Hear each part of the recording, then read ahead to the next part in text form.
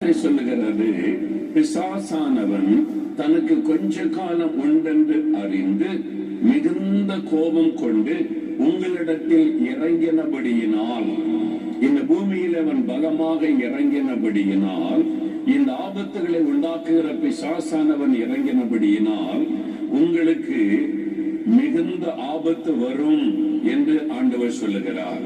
அப்ப ஏன் இந்த மாதிரி ஆபத்துகள் பயங்கரங்கள் நடக்கிறது? சாத்தானுக்கு இது கொஞ்ச காலம் தான் இருக்கிறது. உலகத்தின் அதிபதி என்று ஆண்டவர் சொன்னார். பிசாசானவனுக்கு இந்த கொஞ்ச காலம் மாத்திரம் தான் இருக்கிறது.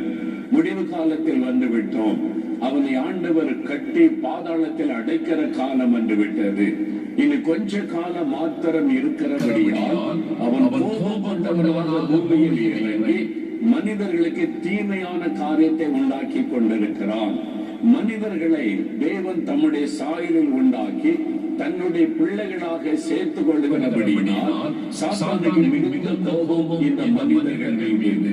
என்னால் ஆண்டவர் இயேசு நம்மை நேசிக்கிறதினாலும் அவருடைய பிள்ளைகளாக நம்மை ஏற்றுக்கொள்ளுகிறதினாலும் நாம் அவரை தகப்பனாக அங்கீகரித்து துதிக்கிறபடியினாலும் சாத்தானுக்கு கோபம் வருகிறது, எரிச்சல் வருகிறது.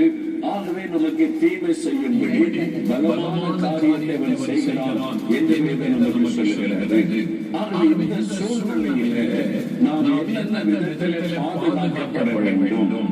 அதைத்தான் 121 சங்கீதம் 7-8 வசனங்களை வாசிக்கும் போது 3 காரியங்கள். ஒன்று, உங்களுடைய ஆத்மா பாதுகாக்கப்பட வேண்டும். ஆண்டவர் வாக்கு கொடுக்கிறார், உன் ஆத்மாவை நான் பாதுகாப்பேன் என்று ஆண்டவர் சொல்லுகிறார். இந்த வாக்குத்தத்தம் நம்முடைய வாழ்க்கையில நிறைவேற வேண்டுமானால், தேவன் வாக்கு கொடுத்தபடி அவருடைய பாதுகாப்பு நமக்கு உண்டாயிருக்க வேண்டுமானால் நாம் செய்ய வேண்டியது என்ன? தேவன் செய்ய வேண்டிய ஒரு காரியம் இருக்கிறது, நாம் செய்ய வேண்டிய காரியம் இருக்கிறது. நாம் இணைந்து செய்யப்படும் போதுதான் அந்த வாக்குத்தத்தத்தின் ஆசீர்வாதத்தை நம்ம பெற்றுக்கொள்ள முடியும். வேத புத்தகத்துல அருமையான ஒரு வசனம் இருக்கிறது. 2 தீமோத்தேயு 1-வது அதிகாரம் 14-வது வசனம்.